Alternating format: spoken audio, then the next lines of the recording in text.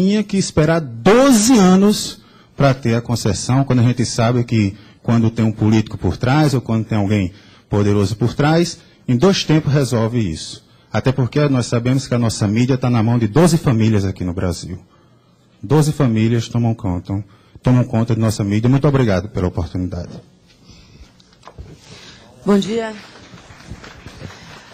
Berenice Mendes, gerente executiva da EBC e membro da executiva nacional do FNDC. Eu queria contribuir um pouco para a discussão da conceituação do conceito de TV pública, do público, na radiodifusão, refletindo que se é tênue ou não tão fundamental a questão da origem do financiamento, a questão da programação que seja mais ou menos definida, mais ou menos diversa, mais ou menos plural, e tampouco a questão do regime jurídico de formação, então, dos entes. Tem uma questão que me parece realmente fundamental e que pode sim contribuir de modo bem claro na regulamentação do 223, que é o modo de gestão, que é a existência ou não de controle público na gestão, através de mecanismos como, no caso da EBC, o Conselho Curador, com uma representação plural e diversa, além de outros mecanismos de ouvidoria, enfim, e modos de participação ainda talvez a serem criados e aperfeiçoados, tal. Mas me parece que essa questão do modo de gestão, ela é sim uma marca que deixa menos fluida, menos tênue essa divisa, digamos assim, essa fronteira. Talvez Murilo pudesse falar um pouquinho sobre isso. Uma outra questão ainda que gostaria de comentar, que foi bastante falado hoje, com relação à programação, que eu acho aí mais dentro da ideia de desafios que a gente tem na construção da TV pública, construção e consolidação da TV pública em nosso país, a tentação, né, que a gente tem que evitar, né, a sedução de nos tornarmos produtores, de cairmos no modelo da radiodifusão comercial ao longo desse tempo. Quer dizer, que acaba monopolizando de modo vertical o sistema de produção. Eu acho que a tendência, a vocação da TV pública, da TV Brasil, é ser mais uma TV de gestão de conteúdo, né? Sem se tornar, por exemplo, e aí mora o desafio, um órgão de fomento, né, da produção. Mas o declínio, a fragilização do modelo de negócio da radiodifusão comercial faz com que seja mais importante ainda essa função que a gente vai ter de gerir o conteúdo, né, sem cair no erro que a gente errou, não, no modelo que a gente criticou ao longo de todo esse tempo de uma produção verticalizada. É isso, obrigada. Obrigado. Tem uma senhora aqui. Só que eu tinha anotado ela na frente depois.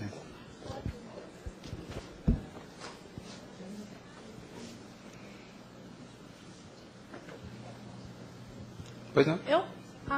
Muito. Lá em casa. Eu sou Helenise, sou jornalista na EBC. Esse evento, esse seminário, foi criado com o objetivo de ser uma inspiração para algumas discussões internas também da EBC, entre elas a elaboração do guia ou do nosso manual de jornalismo.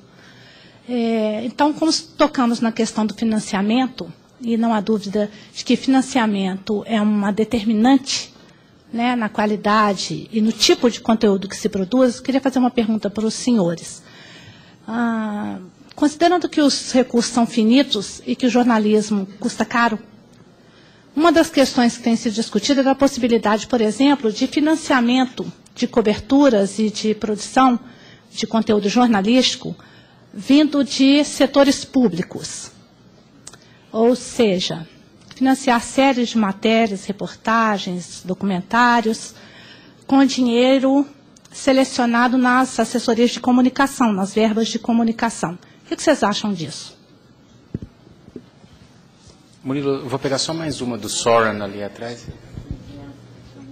Boa tarde. O meu nome é Soren Johansen, eu trabalho na BBC. Ok? Desculpe. Eu trabalho na BBC, então a BBC foi mencionado agora, então pensei que seria melhor dizer qualquer coisa. O meu português é uma mistura de dinamarquês, angolano, moçambicano, então vou falar inglês para melhor entender. É bom? Ok, vamos. Ok. Eu acho que para mim este serviço público, a palavra-chave para todos que trabalhamos aqui neste mídia é atenção. Atenção acho que vou falar inglês. Faz favor. Attention, I think that's the key. Atenção, que para mim realmente é a palavra-chave que precisamos considerar. E quando eu falo tensão, eu acho que alguns dos senhores e senhoras aqui já mencionaram essa palavra, pois sempre haverá interferência política, ou pelo menos tentativas de interferências políticas, porque vocês podem dizer, sim, somos parte do governo, parte do Estado, de repente é uma melhor palavra, queiramos ou não, podemos utilizar isso como parte das nossos pontos fortes ou também dos nossos pontos fracos, e precisamos navegar por meio dessa tensão. Na BBC, que existe há décadas, nós temos realmente um conselho regulatório independente, temos bons fundamentos, somos muito reconhecidos dentro do Reino Unido e dentro do seu sistema político, e somos sim vistos como independentes, mas sofremos pressões contínuas, de repente não tanto como em outros países, mas sim sofremos pressões, por exemplo, os governos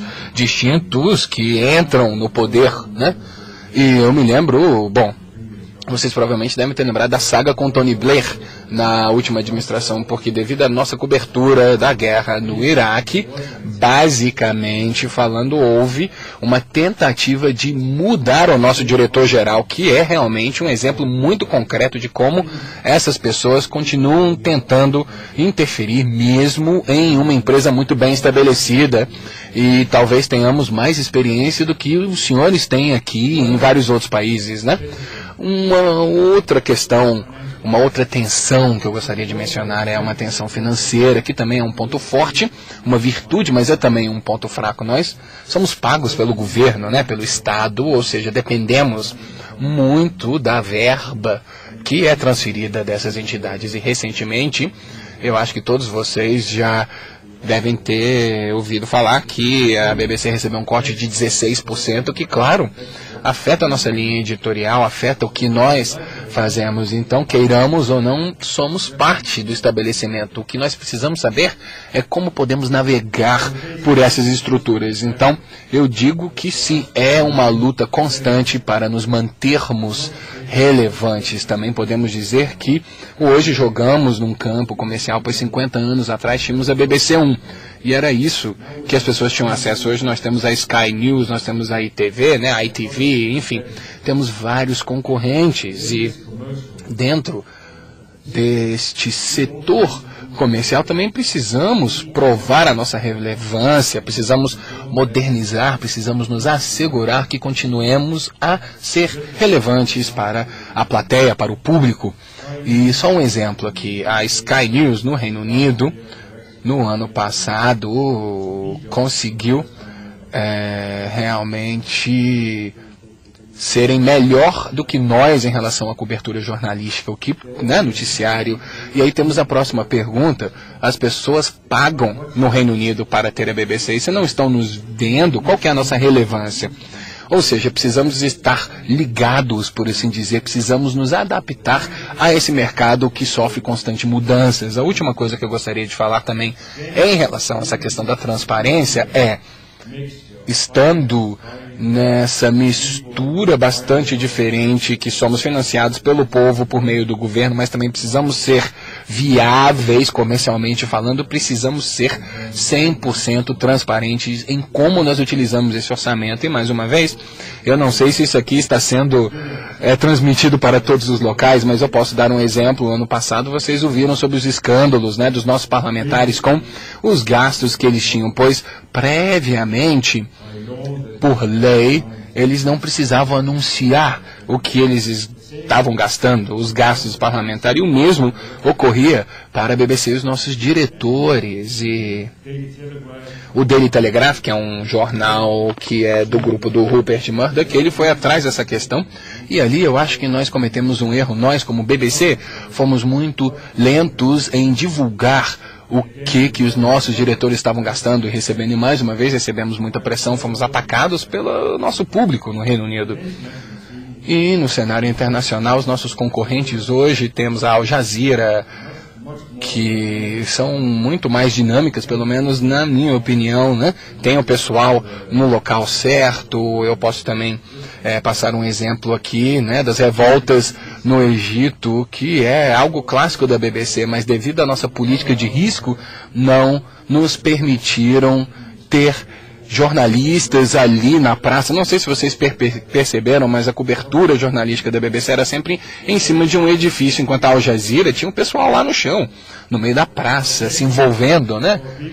E, mais uma vez, para a BBC e para todos os outros envolvidos na radiodifusão pública, precisamos estar ligados, precisamos nos manter relevantes para o nosso público, para também explicar o porquê, né, que eles financiam os nossos serviços. Thank you very much. Antes de devolver a palavra aqui para o Murilo, o Eugênio aqui na frente só queria fazer um adendo à fala do Soren, rapidinho, depois eu devolvo a palavra para você, Eugênio, se for necessário. Não, é muito rápido, é só que existe essa tensão a que você se referia, às vezes muito mais intensa em emissoras privadas, e que muitas vezes cedem. Se você comparar a cobertura da guerra do Iraque e do Afeganistão da BBC com as emissoras comerciais norte-americanas, havia muito mais governismo nas emissoras comerciais, não quero citá-las nominalmente, do que na BBC. Havia muito mais independência na emissora pública naquela cobertura. Só para dizer que no mundo privado ou comercial, você não está livre da tensão. Só isso que queria observar.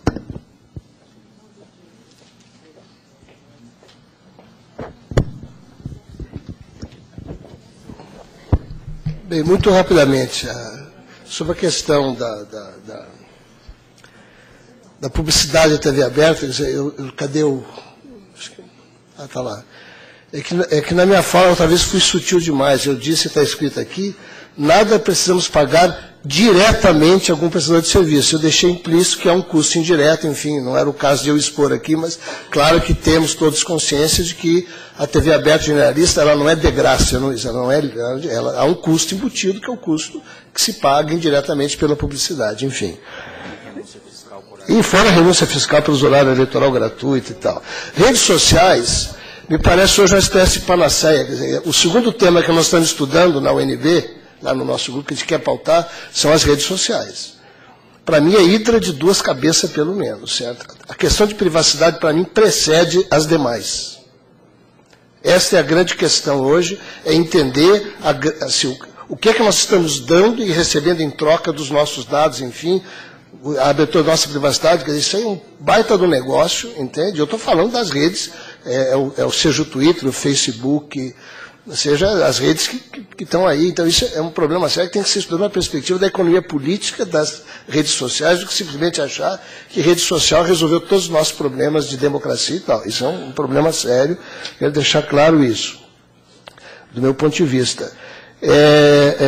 A Berenice, eu até dialogando com o Guilherme, evidentemente que se você tem uma nova regulamentação de serviço público, de radiodifusão, com atores, agentes, com finalidade comercial e não comercial, as obrigações serão diferenciadas, evidentemente que sim. Mas em termos de responsabilidade, accountability, que se chama prestação, tem que ter algum tipo que a União, o Estado, ele tem que, né, cobrar determinadas situações. Evidentemente que eu não vou botar um conselho curador do modo que é o da IBC, mas eu posso exigir um ombudsman na lei, eu posso exigir, isso exige, ombudsman na lei, eu posso exigir conselho de telespectador, posso criar